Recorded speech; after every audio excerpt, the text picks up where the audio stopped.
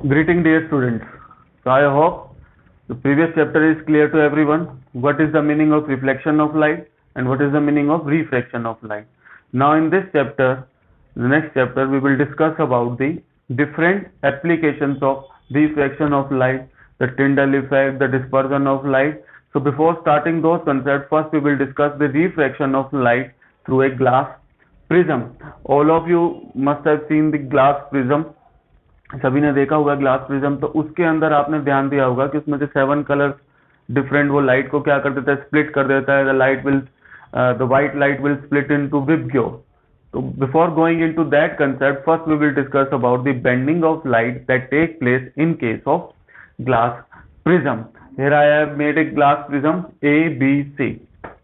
तो जो glass prism है उसके अंदर क्या हो रही है, एक इंसिडेंट लाइट जा रही है। First I will explain what is here, then I will go to this part. So एक ग्लास प्रिज्म है हमारे पास, I am again drawing it. ये मेरा ग्लास प्रिज्म है, उसके ऊपर क्या आ रही है, एक इंसिडेंट लाइट आ रही है विच इज PQ। एक PQ नाम की इंसिडेंट लाइट आ रही है, ग्लास प्रिज्म के ऊपर स्ट्राइक करती है। किस पॉइंट के ऊपर करती है, at point E।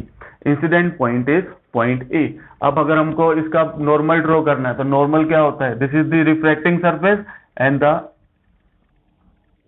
Perpendicular to the refracting surface. कि नॉर्मल हम कैसे ड्रॉ करते हैं कि पहले हम जो सरफेस है उसके परपेंडिकुलर, तो this is the normal, this is the incident ray and the angle किसके बीच में होता है, incident ray and the normal. I hope up to this point it is clear. It is also shown here, PQ is the incident ray, it is incident, point of incidence is E, this is the normal NN dash, और ये angle बन गया angle of incidence. Now if you see it clearly, तो generally क्या होगा कि what is this, air, और वो किसके अंदर एंटर कर रही है, लाइट की बीम इनटू द ग्लास। तो जब ग्लास के अंदर एंटर करेगी तो optical rare to optical denser, it will bend toward the normal. तो वो क्या हो रही है, एक तरह से नॉर्मल की तरफ बेंड हो रही है। तो अंदर की तरफ तो रिफ्लेक्शन सेम रहेगा, और वो दूसरे फेस के ऊपर टच कौन से पॉइंट के ऊपर कर रही है, F के ऊपर। मींस इंसिडेंट रे क्या है, PQ, स्ट्राइक कर रही है इस प्रिज्म के सरफेस के ऊपर पॉइंट E के ऊपर। तो पॉइंट E के ऊपर जब स्ट्राइक करेगी, इट विल अंडरगो रिफ्रैक्शन, क्योंकि light, because light is entering from air to glass, so it will bend and it will bend toward the normal. So next let assume EF is a new radiation, एक नई radiation है, वो किसके अंदर है, glass के अंदर। तो जब वो ग्लास से बाहर आएगी तो वो ग्लास से वापस किस में आ रही है, into the air. So there is a change in medium. If you want to draw the normal, तो ये पॉइंट ऑफ इंसिडेंस हो गया, और ये हमारा क्या हो गया, रिफ्लेक्टिंग सरफेस। तो this is the refracting surface and this is the normal. और जब आप देखोगे तो वो किस तरफ जा रही है, away from the normal. So when light enter from air into glass, it will bend toward the normal, and when light leave from glass to air, it will bend away from the normal, और ये क्या हो जाएगा, angle of emergence. Now the most important thing they can ask from this topic is what do you mean by the angle of deviation. Let assume ये हमारी incident beam है, assume, तो अगर ये let assume ये bend नहीं करती तो ये कहाँ जाती, it will follow this path. Clear, ये इंसिडेंट बीम है, अगर वो बेंड नहीं करती तो वो इस तरह से सीधी जाती। सेकंड, ये क्या है हमारी एमर्जेंट रेडिएशन, एमर्जेंट रे क्या है, अगर वो बेंड नहीं होती तो वो कैसे आती, इधर से आती। So the angle between the incident and the emergent ray is called angle of deviation. So one of the question they ask, what do you mean by the refraction of light through a glass prism? Also define the angle of deviation. Also represent with the help of diagram. So when they ask you also represent with the help of diagram, then you have to draw this diagram कि A, B, C और PQ, और उसके बाद आपका जो RS जो बाहर निकल रहा है उसके अकॉर्डिंग आप उसको चेंज करोगे। So let me pick the duster. So Q is the incident रे, पॉइंट ऑफ इंसिडेंस क्या है, E पे इंसिडेंट होने के बाद क्योंकि मीडियम चेंज हो रहा है, इट विल बेंड हो रही है, किसकी तरफ हो रही है, नॉर्मल की तरफ। Why, because light is entering from optical rare to denser, air से ग्लास में आ रही है। इसके बाद ये अंदर वाली बीम को आप ऐसे कंसीडर करो कि ये भी क्या है, एक इंसिडेंट रे है। अब वो रिफ्रैक्टेड रे एक्चुअल में, तो अंदर की तरफ मीडियम चेंज नहीं हुआ, लेकिन जैसे ही वो बाहर निकलेगी प्रिज्म में से, तो at the point F bending will take place. क्योंकि वो ग्लास से एयर में आ रही है तो it will bend away from the normal. और एंगल ऑफ डेविएशन, डेविएशन का मतलब क्या होता है, ये इंसिडेंट रे है, वो अपने पास से जब प्रिज्म में से पास होती है तो कितना डेविएट करती है, that is the meaning of deviation. अब किस एंगल पे हो रही है उसके लिए हमको क्या करना पड़ेगा, इंसिडेंट रे को एक्सटेंड करेंगे। एमर्जेंट रे जो है वो एमर्जेंट इसलिए बोल रहे हैं क्योंकि वो एमर्ज हो रही है, बाहर निकल रही है। इफ यू एक्स्ट्रापोलेट पीछे की तरफ लेके जाओगे तो ये जो एंगल बनेगा इंसिडेंट के बीच में और एमर्जेंट के बीच में, उसको हम क्या बोल देते हैं, angle of emergence.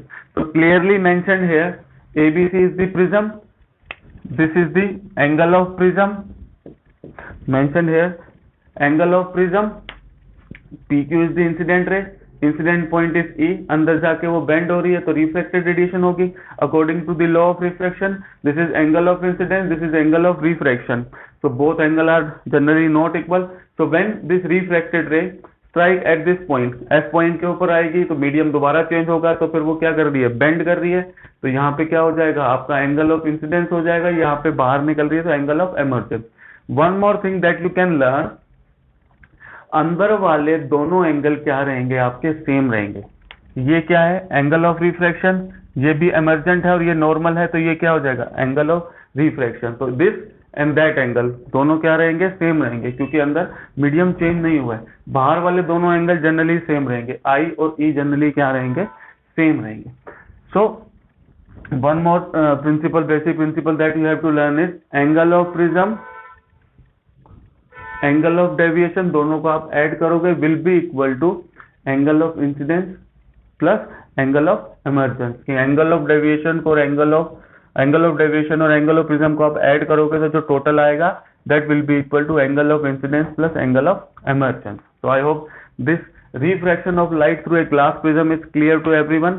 Whatever I have explained I have already written here. So what I have written here, first you have to draw this diagram. They can directly ask you to draw the diagram and represent the angle of deviation. So you have to explain or represent in this manner.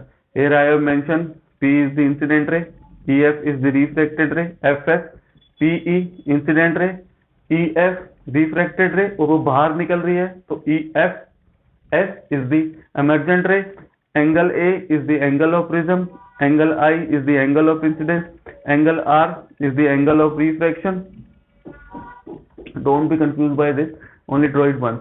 So angle R is the angle of refraction, E is the angle of emergence, here it is, D is the angle of deviation. Most probably they will ask you what is the represent the angle of deviation. Here I have return की observation की incident ray P reflect हो रही है ई point के ऊपर, reflected ray E F जो अंदर की तरफ है वो कौन से पॉइंट पर रिफ्लेक्ट हो रही है, एफ के ऊपर।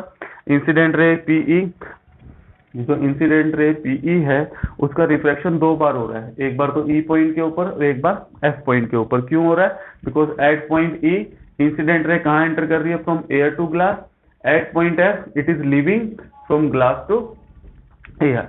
सो this is the reflection of light through a glass prism. So at least first take a screenshot, then we will discuss what is the difference in refraction of light through a glass prism and rectangular slab.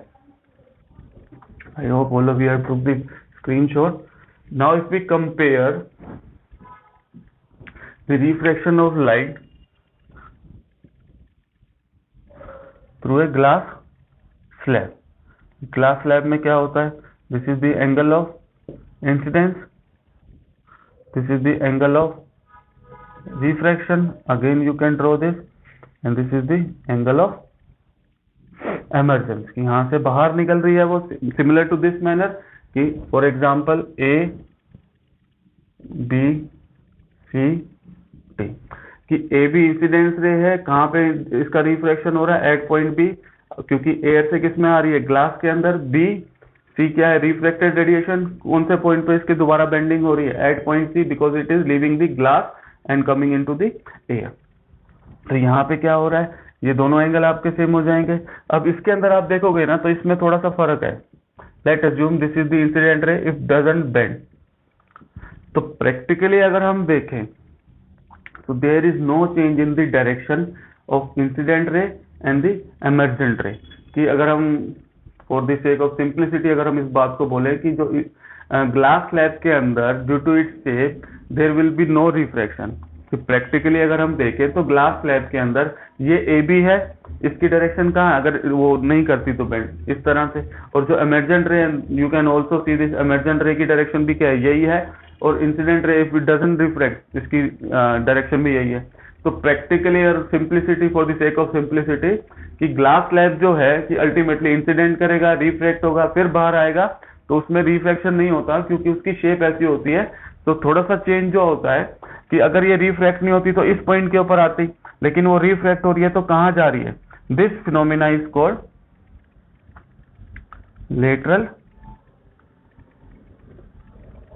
Displacement. तो path जो है वो एक practically change नहीं हो रहा है, तो हम ये बोल सकते हैं कि जो रेक्टेंगुलर ग्लास स्लैब है उसके अंदर एक तरह से जो बेंडिंग है वो नहीं होती, क्योंकि डायरेक्शन क्या है, नहीं होती, तो ये डॉटेड लाइन में आती, हो रही है तो भी उधर ही जा रही है। But when you see the glass prism, अगर वो फॉर एग्जांपल इंसिडेंट रे है, अगर वो बेंड नहीं होती तो इस तरह से जाती, but you can see emergent रे कहाँ जा रही है, उसकी डायरेक्शन अलग है, इसकी डायरेक्शन अलग है, they are not parallel to each other. In case of rectangular से slab, incident ray and the emergent ray both are parallel to each other. सिर्फ थोड़ा सा डिस्प्लेसमेंट हुआ है क्योंकि मीडियम चेंज हुआ है। So I hope this last part is also clear to everyone. Now you can take the screenshot and write in your pair notebook. If you still have any doubt, you can ask in the comment section. Thank you, students.